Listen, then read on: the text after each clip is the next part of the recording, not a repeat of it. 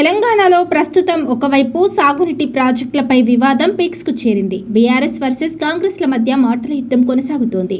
ఎన్నికల్లో అమలుకు సాధ్యం కాని హామీలు ఇచ్చి ప్రజల్ని మోసం చేశారని బీఆర్ఎస్ కాంగ్రెస్పై విమర్శలు చేస్తుంది.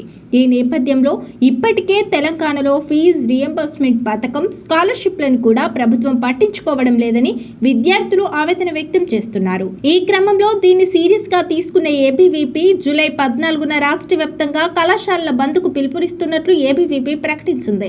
వరంగల్ ప్రెస్ క్లబ్ లో మీడియా సమావేశం ఇప్పటికే ఏబీవీపీ రాష్ట్ర కార్యదర్శి మాచల్ల రాంబాబు ఆధ్వర్యంలో ఈ ప్రకటన చేసిన విషయం తెలిసిందే. ఇక తాజాగా ఓయూ ఆర్ట్స్ కళాశాలలో సైతం దీనిపై ఏబీవీపీ టీయూ కార్యదర్శి సమీర్ కాంగ్రెస్ ప్రభుత్వంపై సీరియస్ అయ్యారు.